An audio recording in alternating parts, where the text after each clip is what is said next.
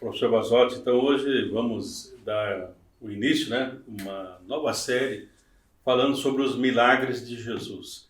E hoje, né, nós vamos começar no Evangelho de João com esse milagre, né, da transformação da água em vinho. Então, eu creio que a gente poderia fazer a leitura, professor Basotti. Pastor, eu antes da leitura, eu vejo que é importante para quem está nos assistindo entender que nós vamos trabalhar, então, hoje e nas próximas semanas, são 7 milagres, então Sim, serão 7 semanas. 7 semanas dos milagres em João. Em João. Então, João escolheu 7 milagres. 7. Né? Dos 35, porque Jesus ele fez 35 milagres. Né? Se você pegar todos os evangelhos, dá o total de 35 milagres de Jesus, né? Então, a ideia que eu tenho, pastor, primeiro, é que o Evangelho de João, ele tem algumas particularidades que Sim. os nossos espectadores precisam estarem atentos. Nós temos 4 evangelhos: Mateus, Marcos, Lucas e João. Mateus, Marcos e Lucas são chamados de evangelhos sinóticos. Isso, né? porque há muita semelhança entre eles, né? Muitas coisas parecidas. Talvez de uma maneira, escrita de uma maneira diferente, mas é a mesma história sendo contada, né? Inclusive a palavra sinótico no grego, né? Sim quer dizer juntar, por exemplo, simbiose. Sim. Né? E óticos vem de ótica, vai na ótica comprar um óculos, né? Então, sinótico quer dizer que vem na mesma ótica. Então, os 3 primeiros evangelhos veem um Jesus homem. Sim. Né? Mais, eles veem Jesus também Deus. Sim. Mas esse foco do Jesus Deus, ele é muito forte em João. Sim. Né? Porque, por exemplo, a gente pega o evangelho de Mateus, e Mateus é o evangelho do rei. Né? É o evangelho... por exemplo, Mateus começa lá em Mateus capítulo 1, versículo 1, dizendo assim, ele começa com a genealogia, fala filho de Davi, né? E filho de Abraão. Quando ele fala filho de Davi, ele quer dizer, ele é de uma descendência real. É o evangelho do rei. Certo. E quando ele fala em Abraão, né, ele como um judeu tico que era Mateus, um publicano, era um cobrador de imposto, né? Então, quer dizer, ele coloca muito esse aspecto que Jesus é da linhagem de Abraão. Né? Então, é um evangelho mais para os judeus. Quando a gente pega em Marcos já é o evangelho do servo sofredor. Não tem genealogia, porque pobre não tem genealogia, digamos, não tem é história. Né? Jesus já começa ali, né? Sendo batizado, já vai ser tentado e vai direto para o trabalho. Já vai para a missão. Né? Já vai para a missão, é o servo sofredor. Você pega em Lucas ele é o único dos evangelistas, o único escritor bíblico que não era judeu. Ele provavelmente ele era sírio, ele era médico. Né? Então ele vê um Jesus mais universal. Tanto é que a genealogia de Jesus vai até Adão. Enquanto que a de Mateus vai só até Abraão, a dele retrocede até Adão para mostrar que, na verdade, Jesus, ele está ligado a toda a humanidade. Abrange toda a humanidade. Né? Mas quando você chega no Evangelho de João, é interessante isso. Ele é totalmente diferente. Ele começa assim lá, João capítulo 1, versículo 1. No princípio era o verbo, e o verbo era Deus, e o verbo estava com Deus. Ou seja, é como se ele pegasse Gênesis capítulo 1, versículo 1, e reescrevesse a história da criação do mundo. Né? Então o Evangelho de João é um evangelho onde ele vê um Jesus Deus. Né? Sim, então aí vem a teologia, né?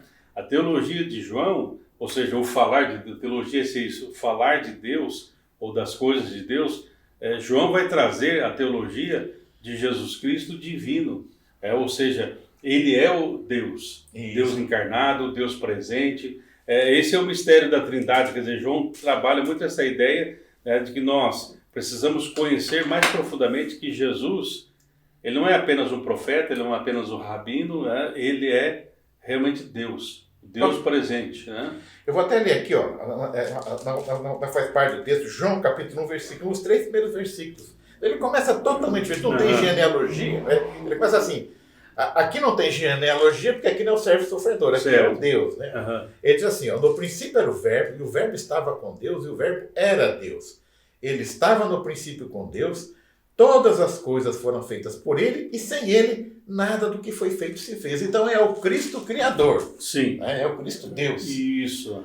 Mas eu acho que para nós entendermos a dinâmica dos milagres também, há um outro aspecto que eu acho muito interessante, João, é que não é que ele era o discípulo preferido, mas ele era o mais próximo. Sim.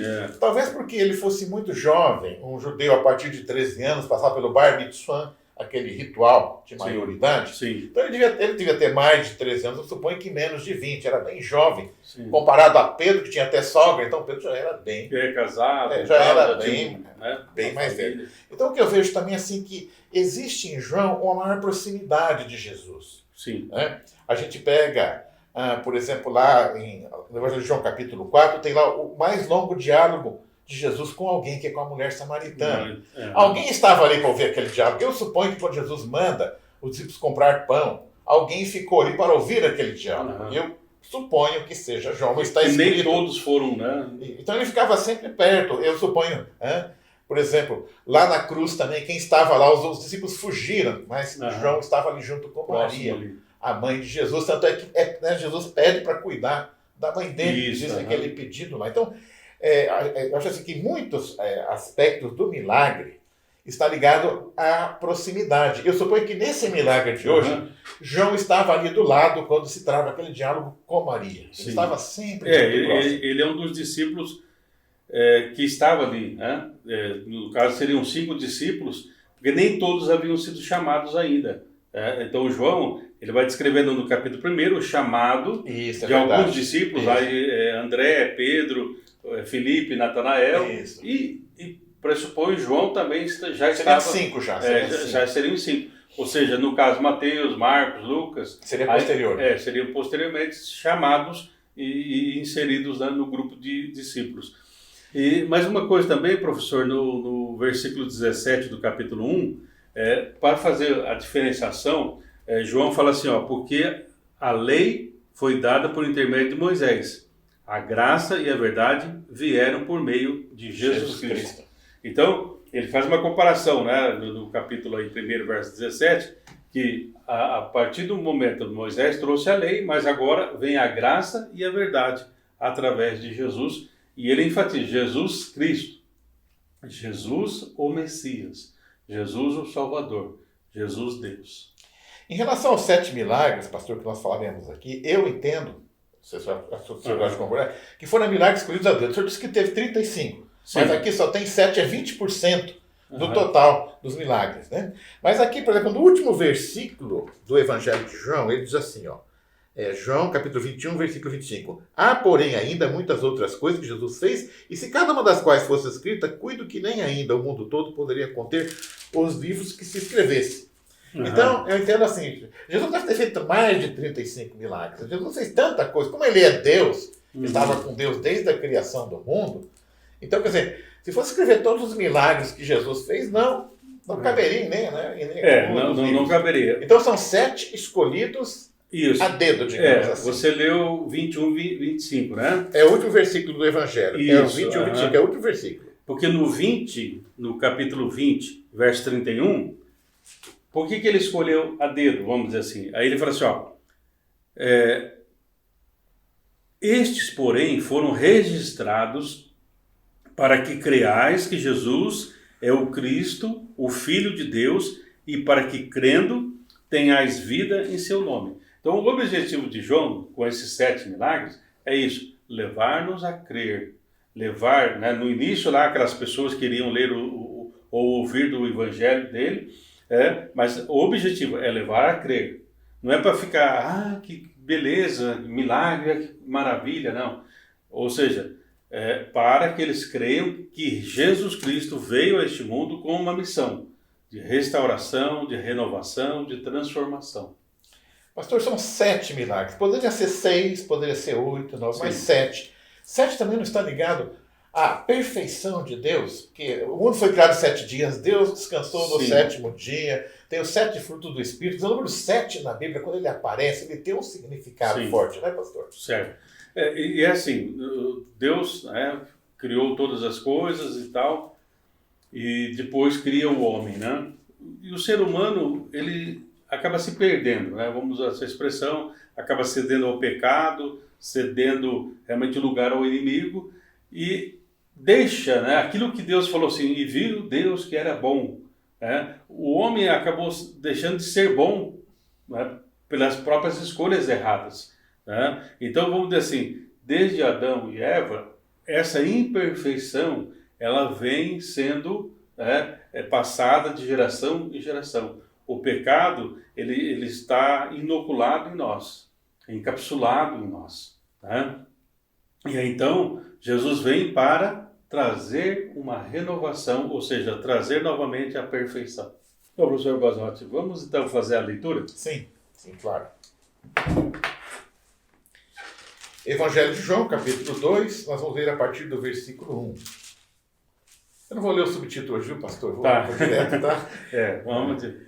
E ao terceiro dia fizeram-se umas bodas em Canaã da Galileia, e estava ali a mãe de Jesus. E foram também convidados Jesus e os seus discípulos para as bodas. E faltando vinho, a mãe de Jesus lhe disse: não tem vinho. Disse-lhe Jesus: mulher, que tenho eu contigo? Ainda não é chegada a minha hora. Sua mãe disse aos empregados: fazei tudo quando ele vos disser. Estavam ali postas 6 talhas de pedra para as purificações dos judeus, e em cada uma cabiam 2 ou 3 metretas. Disse-lhe Jesus: enchei de água essas talhas. E encheram-nas até em cima. E disse-lhes: tirai agora e levai ao mestre-sala. E levaram. E logo que o mestre-sala provou a água feita vinho, não sabendo de onde viera, se bem que eu sabia os empregados que tinham tirado a água, chamou o mestre-sala ao esposo. E disse-lhe: todo homem põe primeiro o vinho bom, e quando já tem bebido bem, então o inferior, mas tu guardastes até agora o bom vinho. Jesus principiou assim os seus sinais em Caná da Galileia, e manifestou a sua glória, e os seus discípulos creram nele.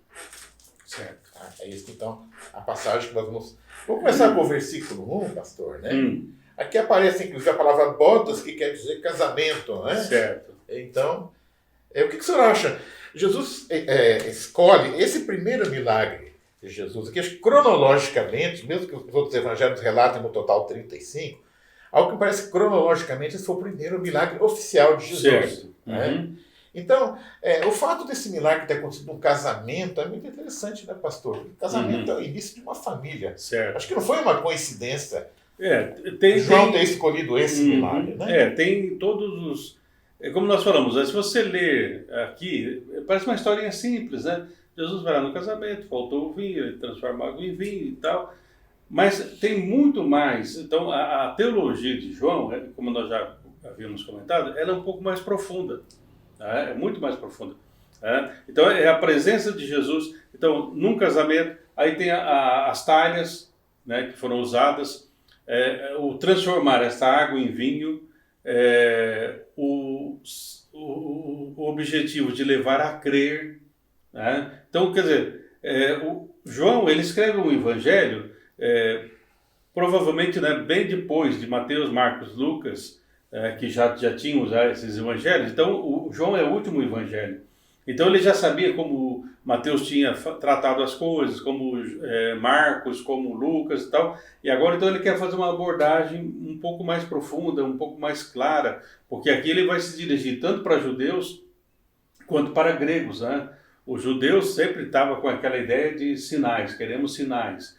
E o grego sempre quer uma sabedoria, né? Tanto é que quando o senhor leu ali a ideia, né, de começar, né, no princípio era o verbo, né, e o verbo era Deus, estava com Deus. Então, quer dizer, é uma linguagem que os gregos iam entender, porque isso soa uma coisa de sabedoria, uma coisa que nos faz pensar. Então, é isso que João está tentando fazer.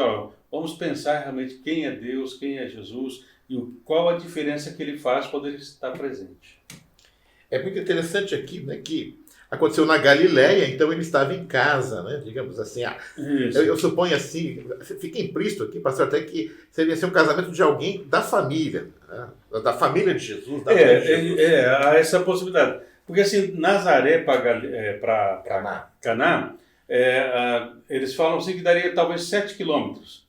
E provavelmente é meio um terreno acidentado que alguns dizem assim que de Nazaré você consegue enxergar lá essa aldeia, vamos dizer assim, né? Quer dizer, é uma coisa bem próxima. E é bem provável de que seria talvez parentes, né, de Jesus e tal, porque qual seria o objetivo de Maria vir falar com Jesus? Quem sabe até ela fosse uma das organizadoras, né, do evento e ficaria, né, em maus lençóis, né, porque Quer dizer, não organizou, né, totalmente o aspecto do casamento e faltou o vinho, né? Acho que aqui tem dois aspectos, pastor, assim que eu estudando eu aprendi. Primeiro, o casamento durava uma semana. Sim. Pastor, eu me lembro quando eu me casei, foi só assim, o casamento e o jantar depois. Mas eu não sei, casamento é uma coisa que deixa a gente cansado, né? Sim, sim. Agora, imagina, uma semana era um negócio, porque aí você tinha que hospedar as pessoas também. Aham. Então, quer dizer, casamento na época era bem mais complicado. Sim, né? sim, sim. E também na escala, isso vale até hoje, né? Quer dizer, acabar o vinho, ou acabar, porque o vinho representava o alimento. Sim. Né? Acabar o vinho no meio desses 7 dias era considerado um vexame. Né? Então, acho que esses dois aspectos são importantes. Primeiro, a duração. 7 dias, eu acho que é algo importante. Né? Uhum. E o segundo, essa questão de não se deixar faltar o alimento. Era algo muito... A gente até em outros estudos comentou, até naquela parábola do amigo inoportuno, a gente enfatizou muito, quer dizer, deixar hospitalidade. A hospitalidade. É uma coisa sagrada, coisa né? sagrada, não deixar faltar alimento. Então aqui, Sim. realmente, se tivesse acontecido, né, a falta do vinho, representava o alimento, representava, assim, algo muito negativo. Sim, sim. Seria uma humilhação para os noivos, né? Seria algo humilhante. Para a família. Para a família. Para a família. Porque, na verdade, assim, o que a gente tem que entender também, professor Cláudio, que, assim, essas pessoas eram pessoas que tinham um poder aquisitivo baixo. Então, esses casamentos, eles eram coletivos, né? Quer dizer, havia muita contribuição, né? Um trazia uma coisa, outro trazia outra e tal. E, vamos dizer assim, de alguma forma, ou talvez, né, veio mais pessoas do que eles pensavam. Tanto depois, nas talhas da purificação, né? Porque tinha lá aqueles... 6 talhas. Que eles tinham que lavar as mãos e tal, para ter essa quantidade aí de talhas e tal. E assim, seria como esse álcool gel, né? Não vamos pensar que eles vão tomar banho, mas era utilizado para essa purificação, lavar das mãos, enfim e tal. Quer dizer, então, pressupõe que tinha muitas pessoas, talvez até 500 ou mais pessoas nesse casamento. Então, o consumo foi muito grande. E talvez, assim, como o senhor falou, durante 7 dias, quantas refeições, né? Eu fiz as contas, veja bem, existe uma diferença entre o nosso casamento hoje e o casamento naquela época. Porque hoje você tem só um jantar, um almoço. Então, se você tem 7 dias, então, no mínimo, você vai ter 14 refeições mais a hospedagem. Então, por exemplo, hoje, quando você convida uma pessoa, vai convidar uma pessoa a mais. Então, você pode ter uma refeição a mais. Né? Mas na época que você convidar uma pessoa a mais, significa que você está convidando, você vai ter 14 refeições além da hospedagem. Nós tínhamos aqui 5 discípulos já, como o senhor comentou aqui. Jesus mais 5, mas a Maria já dá mais 7, né? Mas se a gente pensar em 5 pessoas, mas Maria e Jesus já está na conta. Está convidado. Mas se você pegar 5 discípulos, contando 14 refeições, 5 vezes 14 é 70. Então, convidar 5 pessoas a mais equivaleria a convidar hoje 70 pessoas a mais. Isso tem um impacto, né, muito grande. Então, talvez até essa falta de alimento, de vinho daqui a pouco, seja ligado até a essa questão, né, dessas pessoas. Porque não é só o número de pessoas, mas o tempo. Quer dizer, não é não é um jantar, não é um almoço. Sim. É uma semana. Certo. Eu suponho, pastor, como eram comunidades pequenas, não tinha como você fazer um casamento e não convidar os vizinhos. Porque eles cresciam todos juntos, então acho que a cidade parava. Era uma coisa comunitária, né? Era uma coisa comunitária. Com certeza. Aqui tem um aspecto que eu acho interessante, pastor. A gente vê muito Jesus assim na linha de frente. Jesus era um trabalhador. Sim. Mas a ideia que dá também é que Jesus tinha um momento de lazer. A ideia que me dá que ele não foi nesse casamento aqui, assim, como eu digo, lógico que ele sempre tem o lado missionário dele. Mas ele foi para encontrar os primos, as irmãs e tal, né? Encontrar o tio que ele não via. Né? Então eu acho bacana. Outra coisa que eu acho bacana aqui é ter convidado Jesus. Até um simbolismo. Eu vou ser sério, pastor. A gente tende a convidar Jesus para entrar na vida da gente, porque está cheio de problema. E aqui eu achei bacana a atitude, né? Quer dizer, vem Jesus e traz o seu pessoal também. No momento feliz. Isso. Então, você vai convidar Jesus, não é só no momento de tristeza. Eu digo assim, a gente convida mais Jesus para velório do que para casamento. Né? Então vamos convidar Jesus também. Isso, não é só para ir no hospital, não é só para ir no velório, mas convidar Jesus quando há um momento de alegria. Um momento de alegria, né? Então, com certeza. Esse é um ponto, né? E quem fez esse convite foi muito beneficiado. Né? Com certeza. Com certeza ele foi, a abençoado. Abençoado, exatamente. Mas aí não merecido, abençoado é mais adequado. Aí que vem, professor Basotti, o diferencial aqui de João, no Evangelho, é que ele está mostrando esse lado humano de Jesus. Ele é uma pessoa que vai participar das festas, ele vai estar com pessoas. Jesus amava as pessoas. Sim. E amava estar com pessoas, mas depois ele também vai mostrar o lado divino, através do milagre. Exatamente. Então, esse lado humano e divino, que nós coexiste, né? Coexiste, estava ali. Mas aí João vai falar assim, mas ele é Deus, ele é o Senhor. Não é como os fariseus que falavam assim, ele é um beberrão, ele tem demônio, ele vai se sentar com pessoas que não têm caráter, né? Enfim. Mas Jesus fala, eu vim para todos. E ele vai principia, falar, o meu objetivo é estar com as pessoas e transformar a situação, como ele transformou aqui. Né? Vamos para o versículo 2 então, pastor. Então, 2 lá. E foram também convidados Jesus e os seus discípulos para as bodas. Nós já comentamos, o 3. Aí no 3 começa o problema. E faltando o vinho, a mãe de Jesus disse, não tem vinho. Aqui, pastor, eu imagino o seguinte, toda grande festa de casamento, ou seja, casamento, você tem lá aquele setor que o pessoal está trabalhando na organização. Sim. E tem o pessoal que está no comes e bebes.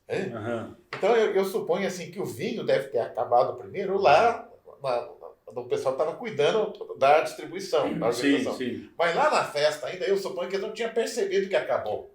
Sim, com certeza. Então eu entendo aqui que Maria, aqui eu acho uma coisa bacana em Maria, aliás, eu não conheço nenhuma mulher na Bíblia assim que possa superar Maria. As qualidades dela são fantásticas. Né? Eu normalmente quando eu vou no casamento, e é assim, se você é convidado para o casamento, você não está preocupado lá, você vai faltar espaço, se a comida vai dar para todo mundo, você chega, você quer estar, você quer comer, festejar, você quer confraternizar. Mas aqui, talvez Maria tivesse realmente assim um parentesco, né? Mas assim, o que eu acho bacana em Maria, a primeira atitude dela, quer dizer, ela está na festa, mas ela não está lá só para confraternizar. Ela também, porque na verdade essa responsabilidade geral é da família do noivo e da noiva. Nem do noivo, porque o noivo, coitado, e a noiva estão ali também atendendo as pessoas. Mas eu vejo assim, quer dizer, ela está na festa, isso é muito bacana, mas ela está preocupada com o que está acontecendo. Então ela já olhou lá, está acabando, as talhas estão ficando vazias. Isso, aí ela... E aí ela chega a Jesus e fala... Acabou o vinho. Acabou o vinho. Então, ela traz essa informação. Pastor, aqui não está na Bíblia, mas eu acredito que João estava aqui ouvindo esse diálogo. Sim, com certeza. Porque ele é o único dos evangelistas que conta esse milagre. Então, eu imagino assim, é aquele menino que estava sempre do lado de Jesus. Sim. Até às vezes eu fico imaginando assim, que Jesus está com os discípulos lá, está lá com seus primos e batendo papo. Aí alguém fala, Jesus, sua mãe está te chamando, quer falar com você. Né? Aí ele vai... vem o João acompanhando ele, e aí trava-se esse diálogo. E o que eu acho interessante aqui é que Maria não pede.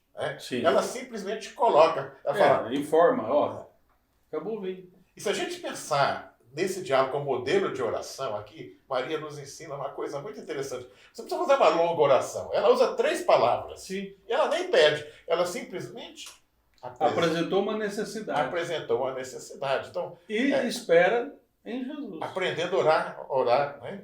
Não é aquela oração, a gente pega lá, por exemplo, os profetas de Baal, e grita, e se flagela, e se arranha todo. Né? Então, essas coisas não funcionam.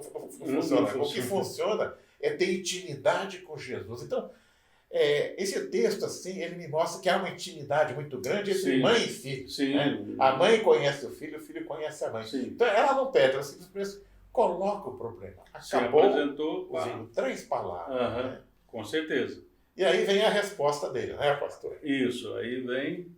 o 4. Mulher, que tem eu contigo, ainda não é chegada a minha hora. Aqui, pastor, não dá para saber a entonação de voz. Isso. Mas eu não concordo, eu já vi alguns teólogos falando, não, aqui Jesus passou uma bronca na mãe dele. Eu não entendo assim, eu entendo que Jesus tinha um grande respeito pela mãe dele. Porque isso falou isso assim internamente.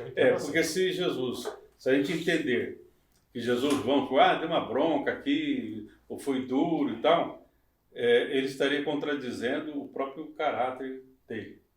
Porque ele é amor. Porque Deus é amor, então Jesus é Deus. Eu imagino que ele tinha uma consideração por essa mulher assim. E dentro de um princípio bíblico, honra pai e mãe. Ele estaria desonrando publicamente. Né? A ideia é que a mulher, no aramaico, a ideia assim, seria como chamar... Você não chama de mãe, né? Senhora. Né? Ou, como muitos, né, têm uma certa liberdade com o pai, com a mãe, que ele fala, ei, velho, ô velho. Né? Quem está de fora e ouve, fala, ele está chamando o pai de velho, está chamando a mãe de velha. Mas é uma intimidade, como você falou, pelo tom da voz, né? Pelos gestos, né? Você percebe que não é uma coisa ofensiva. Né? E quando ele fala assim, não é chegada a minha hora, alguns estudos apontam assim, que Jesus está dizendo assim, olha, haverá um momento em que eu vou me manifestar profundamente e radicalmente, que é através da morte e a ressurreição. Então, Jesus não está dizendo aqui que ele não vai fazer. O que ele está dizendo assim, olha, há um plano maior e eu estou dentro deste plano. E a minha vontade é fazer a vontade do meu Pai que está nos céus. Então, por que ele está colocando assim? Porque logo em seguida ele faz. Né? Ele não está sendo contraditório aqui, dizendo, não é chegada a minha hora e daqui a pouco ele vai... Eu entendo assim também, pastor. Faz um milagre. Jesus, ele tem eu acho assim, Jesus é fácil, até porque Jesus ele tem uma linha de conduta. Não é como nós que cantamos tem rompantes, altos e baixos. Aí. Esse aqui, se não fosse atender a mãe, ele falia, mulher, infelizmente, não vai dar, hoje não vai dar. E a mãe dele, a natureza de obediência dela, ela entenderia. Então, se ele não quisesse fazer o milagre, se não pudesse ou não quisesse, fala, não vai dar, mãe. Uhum. Mas aqui quando ele diz, não é chegada a minha hora, né, ele coloca realmente o contexto em que ele estava, né, que para ele era difícil fazer aquele milagre. Né? Mas eu imagino, pastor, que a mãe conhecia o filho conhecia a mãe. Então, naquela intimidade daquele momento, a mãe logo percebe que a atitude que Maria tem depois, ela está convicta que ele vai executar o milagre. Isso, Porque o próximo o versículo 5 fazei tudo quanto ele vos disser. Olha que sabe o conselho, pastor, né? Fazei tudo o que ele disser. Isso é um conselho sábio, né, pastor? Até um pastor, ele fala assim, nesse ponto eu sigo Maria. É verdade. Porque ela fala, tudo que Jesus mandar fazer, você faz. Sigue Maria, exatamente. Então, nesse ponto... É um conselho divinamente inspirado. Isso, então nesse ponto... Bateu, fechou. Cheia de graça, com certeza. Com certeza. Cheia de graça, porque o conselho é fantástico. Tudo que Jesus mandar fazer, você faz. Isso é importante, né? E aí, então, quer dizer, pressupõe que alguma coisa ia acontecer. Isso, ela está muito convicta. Isso. E ela vai falar para os serventes, quer dizer, pressupõe que ela tem uma certa autoridade ali. Tem, ela tem de parentesco com os noivos e tal, e que ela estaria responsável por isso. Porque senão eu falei, quem que é essa doida que está falando aí para fazer isso, fazer aquilo? Então, não, ela é a tia da noiva, aí já muda de figura, né? Pastor, embora esse seja o primeiro milagre oficial de Jesus, eu fico com a impressão que Maria, porque aqui não foi tanto uma questão de fé, quer dizer, lógico que ela tinha fé também, mas quando ela fala acabou o vinho, ela olha para Jesus, ela sabia que Jesus tinha alguma propriedade, alguma capacidade de resolver aquilo, e através até de um milagre. Essa impressão que ela já sabia que o filho... Né? Como é que o pastor vê isso? Então, o que a gente tem que entender assim, né, que esse é registrado como o primeiro milagre, o primeiro sinal de Jesus, né, mas vamos dizer assim, conforme Jesus ele ia crescendo em graça, em conhecimento, quer dizer, ele ia crescendo, como todo ser humano, né, nasce bebezinho, vai crescendo, Maria percebeu que realmente Jesus era diferente. Tanto é que já vem desde o nascimento. E aí tem aquele episódio que Jesus desaparece por um tempo, e aí os pais vão procurar e encontra ele lá no templo, discutindo, conversando doutores da lei. Com os doutores da lei, discutindo lá sobre assuntos profundos, enfim, sobre a questão de Deus.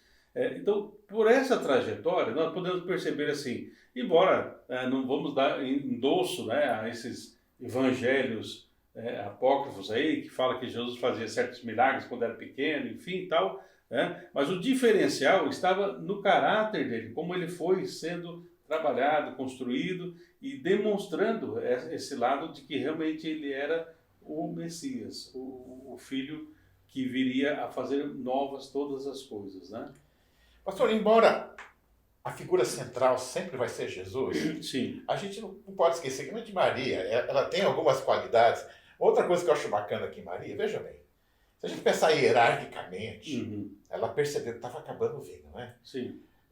Falar com o noivo também, coitado, o noivo está lá desesperado, Não, todo mundo, seria judiar o noivo, e vou levar o problema para eles. Então, a sabedoria dela, vamos deixar o noivo e a noiva fora disso, né? Eles não vão. Quer dizer, ela podia falar com os pais, provavelmente assim, hierarquicamente, sim, as pessoas que tinham mais responsabilidade eram os pais dos noivos, né? Mas ela também sabe que eles não vão resolver o problema, né? Mas ela sabe que quem pode resolver o problema é Jesus. Então, eu acho que isso é uma sabedoria muito grande, pastor, porque às vezes a gente não tem esse discernimento. A gente tenta resolver os problemas da maneira da gente, bate aqui, bate ali. E aquele problema, quem resolve é Jesus. Né? Então, o primeiro passo, nós sempre temos que ir a Jesus. Isso. Porque muitas vezes nós tentamos tantas coisas por nós mesmos. Vamos fazer isso, vamos fazer aquilo. Então, e vai dando errado, Então, vai direto a Jesus. Isso. Já pede para Jesus. E o que ele mandar fazer, faça. Né? Porque aí sim vai ter o resultado. Eu vi uma vez um ensinamento assim: existe uma diferença entre clamar e reclamar.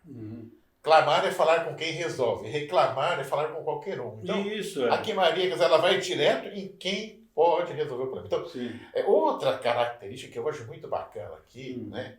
Vamos supor que não fosse Maria, mãe de Jesus, fosse Maria fofoqueira. Até toda Maria fofoqueira. O que faria uma pessoa fofoqueira? Já ia parar, gente, vamos embora. Gente, olha, que vexame, vai acabar o vinho, vou embora. Né?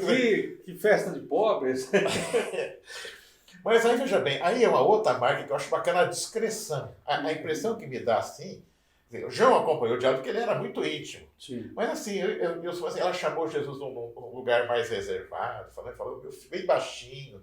E Jesus com toda a educação também, não gritou com a mãe, como alguns teólogos pensam, falou com toda a educação para ele. Então, quer dizer, é um milagre que vai acontecer meio de bastidor, quer dizer, não é aquele negócio... Aqui não, esse milagre não é feito assim em público, com um grande público. Embora, por exemplo, temos aqui, tem Jesus, tem Maria, tem os discípulos, tem os serventes, que vão colocar água, depois retirar água, os garçons, enfim, né, que vão estar servindo, né? Mas, vamos dizer assim, dentro de um grupo lá, vamos dizer, de 500 a 700 pessoas, provavelmente aqui umas 20 pessoas, ou 30 no máximo, que participaram. Porque o objetivo, qual que é o objetivo?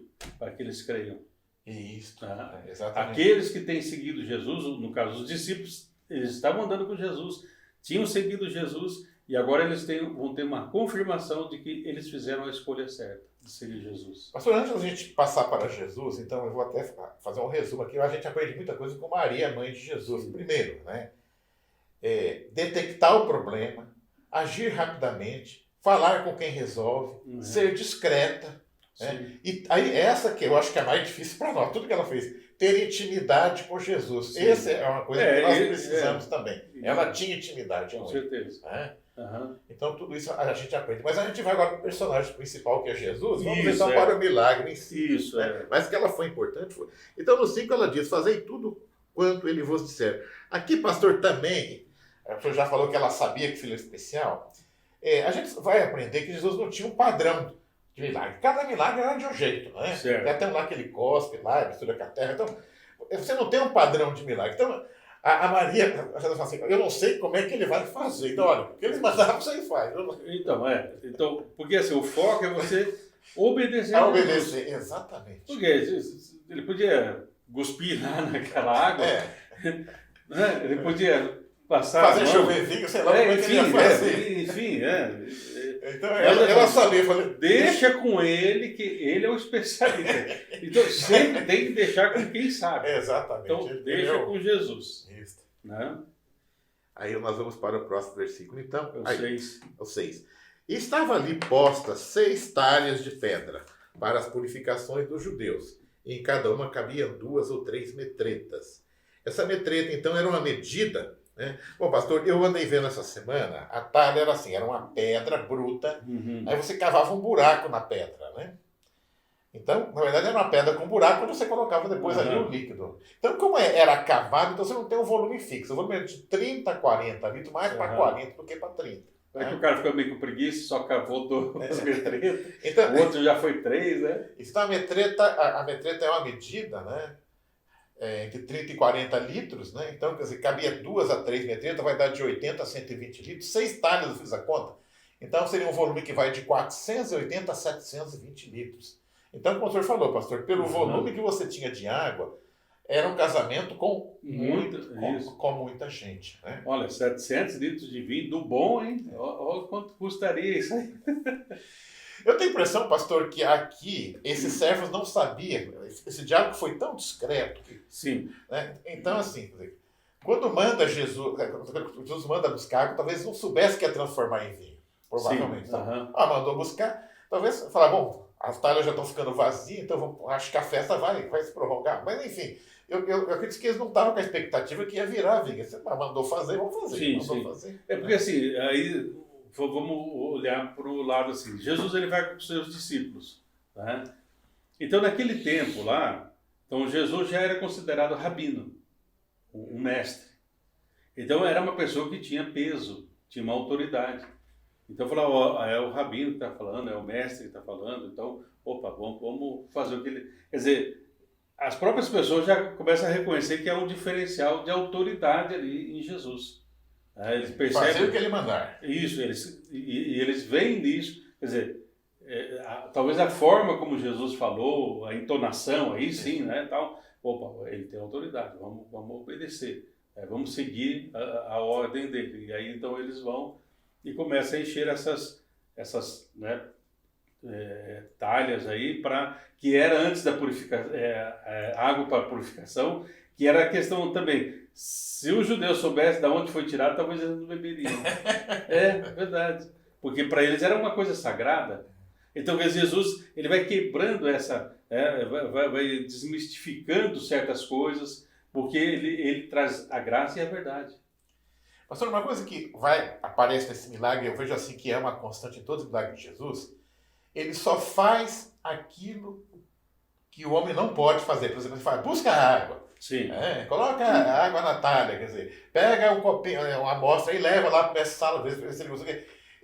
Não é que ele é folgado assim, mas assim, quer dizer, que ele gosta de dar ordem. Mas eu observo nesse milagre, nos demais milagres, assim, ele só faz aquilo que o homem não pode fazer. Né? Aliás, isso também já é uma lição para nós. Não adianta eu ficar pedindo para falar, Jesus, está faltando água aqui. Não vai ter um milagre de aparecer um copo d'água aqui. Se eu posso ir lá buscar, eu posso mandar alguém buscar para mim. Então, quer dizer, acho que essa é algo muito na dinâmica. Muitas vezes a gente fica pedindo coisas que Deus já nos deu forças para fazer. Exatamente. Ele não nos deu sabedoria para fazer. Né? Isso. Então, quem vai ter que buscar água, quem vai ter que encher a talha, quem vai ter que dizer... Fazer tudo, a nossa missão é obedecer a Jesus. Sim. E deixar com ele aquilo que não está ao nosso alcance. Nós aprendemos isso. Com certeza. Com certeza. Bom, pastor, então, continuando aqui, vou até reler onde nós paramos, né? Aí ele diz assim, enchei de água essas talhas e encheram-nas até em cima. Então são algo em torno de 700 litros. Isso, mais ou menos, 700 litros. Aliás, aqui, pastor, uma coisa que eu vejo também é que é possível até que tenha sobrado no final.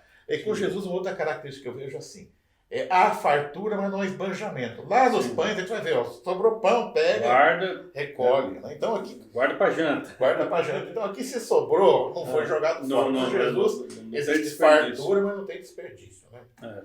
Então, ele disse, tirai agora e levai ao mestre-sala, e levaram. E logo que o mestre-sala provou a água feita vinho, não sabendo de onde viera, se bem que eu sabia os empregados que tinham tirado água, chamou o mestre-sala ao esposo. Aqui, pastor, eu vejo assim, está compartimentalizado. O mestre-sala que faz a ponte entre a festa e os bastidores, onde se preparam os alimentos, o vinho. Né? Então ele faz um comentário aqui, né, que é muito interessante, né, pastor? Ele chama o noivo e diz assim, né, no 10. E todo homem põe primeiro o vinho bom, e quando já tem bebido bem, então o inferior. Mas tu guardaste até agora o bom vinho. Aqui a primeira coisa que chama atenção é que o noivo não falou nada. Acho que o noivo já está tão cansado já. Sei lá, deixa correr. Já está no final mesmo. Já está no final mesmo, né? Mas esse comentário que o mestre Sala faz, eu vejo assim, Essa é uma outra característica de Jesus. Se ele vai mudar alguma coisa, ele sempre muda para melhor. Sim, Né? sim, sim. Então, nessa sala, ele sem querer, sem entender a profundidade, Da onde tinha vindo, como tinha vindo, é porque ele desconhece isso. ele desconhece o milagre. Mas Sim. assim, ele fala uma coisa que é muito bacana, porque ele não está envolvido. É um comentário independente. Jesus, quando ele faz alguma coisa, é sempre para melhor. Sim, uma qualidade muito superior. Uma qualidade superior. Então, quando Jesus transforma a vida de alguém, é sempre para melhor. Né? Sim. Você tem uma expressão que é muito usada em nossa língua. Ah, o cara mudou da água para o vinho. Né? Quer dizer, Sim. é uma ideia que houve uma mudança. E é uma transformação radical, né, professor? E aí entra a questão do sabor, né? Quer dizer, a água ela não tem sabor, mas o vinho tem sabor. Então Sim. você tem uma mudança, muda a cor, muda o sabor, muda o cheiro, né? Vários componentes, né? Não é uma coisa assim. Jesus não pôs um quisuco ali e transformou só a cor da água, né? Ele transformou todas as propriedades, vamos dizer assim, né? É uma coisa muito mais profunda. Talvez o senhor possa me explicar melhor. Bom, eu fiz o curso de farmácia, a gente tem muita química no curso de farmácia. E tem lá uma aula prática, inclusive, que a gente faz, né? Que é assim, transformando a água em vinho, né? Porque quando você coloca a água, que tem um pH neutro 7, você torna pH alcalino, você coloca lá hidróxido de sódio, né? Uma substância alcalina. Aí você coloca fenolftalina, a fenolftalina reage com a água e dá uma cor vermelha. Aí existe aquela história, não, o professor fala que vai transformar a água em vinho. Mas na verdade ele tem uma água de cor branca, digamos assim, a cor da água, e transforma numa cor vermelha. Aquilo não é vinho, aquilo é uma água com a cor vermelha. Isso. E tem um produto lá, né? Aliás, a fenolftalina é usada como laxante. Tomar muito, tomar aquela água pode ter um efeito laxante. Mas aquilo não é vinho, não tem cheiro de vinho, não tem gosto de vinho, né? Só tem aparência, né? Aí, o que eu fiz essa semana? Eu entrei lá em alguns sites lá que falam de composição de vinho, né? E aqui eu peguei alguns elementos. Então, a água continua, tem água no vinho, tem, né?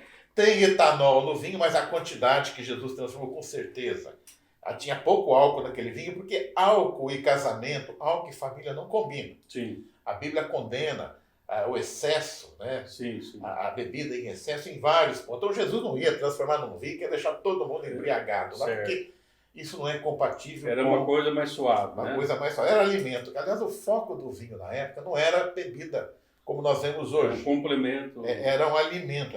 Mas a ideia é que... É porque, na verdade, o vinho ele tem vários componentes que são nutricionais. Olha, eu peguei a composição do vinho parcial, pastor. Se eu for ler tudo aqui, a gente vai gastar um monte de tempo. Vou pegar só alguns. Ó. Tem glicerol, butileno glicol, inositol, ácido tartárico, ácido málico, ácido cítrico, ácido succínico, ácido lático, ácido acético. Tem um composto aí que é o mais famoso. Chama resveratrol, que é o princípio antioxidante que tem no vinho. Mas tem quercetina, catequinas, pigmentos, substâncias nitrogenadas, pectinas, gomas, mucilagens, compostos voláteis aromáticos que dá aquele cheiro, né? Ó. Ésteres, aldeídos, cetonas, vitaminas, sais minerais, cálcio, ferro, potássio, sódio, magnésio, cálcio, ferro, alumínio, cobre, e aí vai. Não vou falar tudo. Então veja bem, aqui, pastor... o Senhor milagre isso aí, hein? Eu vejo o seguinte, quando eu comecei a ver... Né? Eu não anotei tudo aqui porque é muita coisa, mas veja bem, quando eu comecei a ver isso aqui, eu juro que eu pedi até perdão para Deus. Eu sempre vi esse milagre com um milagre meia boca, assim, tipo assim, não, poxa... Jesus, comparado com um paralítico andando, né? Não, isso aí... Jesus fez lá, parar a tempestade, ressuscitou morto, curou... Eu achava assim, esse é milagre assim para agradar, mãe. Essa impressão, esse milagre só para agradar. Segunda categoria. Mas não, gente, quando a gente vê, então veja bem, não é uma coisa simples. Inclusive, todos esses componentes, se você pegar, jogar numa talha e misturar, não vai pensar que vai dar vinho, não. Então, aqui, na verdade, nós temos um milagre com caráter de criação. Porque, veja bem, na água você só tem H2O na química. Então, é 2 hidrogênio e 1 oxigênio que se combina. Mas no vinho você tem cobre, você tem alumínio, tem manganês, tem ácido isto, ácido aquilo, tem resveratrol. Então, quer dizer, existe nesse milagre uma criação de novas moléculas. Né? Em toda substância orgânica, além de hidrogênio e oxigênio, você tem carbono, você tem nitrogênio, tem enxofre. Então, quer dizer, para você criar substâncias químicas, a gente sabe que hoje a física é chamada fusão nuclear. Né? Quando você consegue usar para aumentarem passar do hidrogênio para os demais átomos da tabela periódica. Mas precisa de altas temperaturas, bilhões de graus. Então, como Jesus fez essa fusão nuclear, criando aí cálcio, cobre, alumínio, né, e como é que ele combinou isso? Porque, veja bem, isso quer dizer, ele tem...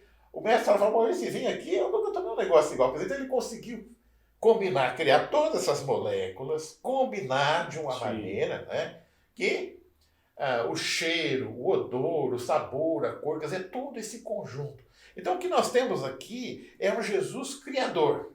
Sim. Então, ele faz, ao transformar água em vinho, é aquilo que ele fala lá no capítulo 1, versículo 1 de João. No princípio era o verbo estava com Deus. E todas as coisas foram feitas por ele. Uhum. Então aqui Jesus está, na verdade, não é um milagre mesmo. Deus perdoa, porque Sim, eu pensava assim. Não, é o Senhor milagre. É o Senhor por isso milagre. Que é o primeiro, mas é com muita ênfase. Muita ênfase. Foi discreto. Isso. As pessoas quase não perceberam. Mas não é uma coisa, você fazer a mágica lá, fazer a água ficar com uma cor vermelha, isso até é fácil.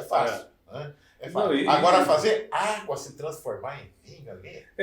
E além de todo esse poder de criação dos elementos, né, professor Basotti, nós podemos ver assim que o Senhor é o Senhor do tempo.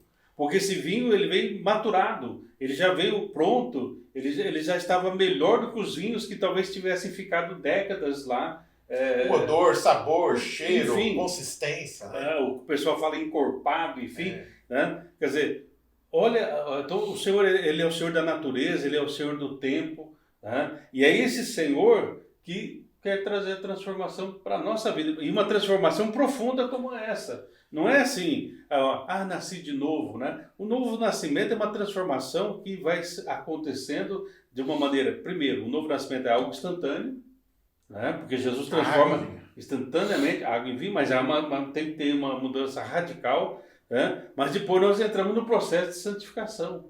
Aí é todo um trabalhar de Deus, da nossa natureza, né? Para que nós possamos voltar àquele primeiro amor, possamos voltar à perfeição segundo os padrões de Deus. Pastor, eu vejo que aqui, no desfecho desse milagre, após essa transformação, então...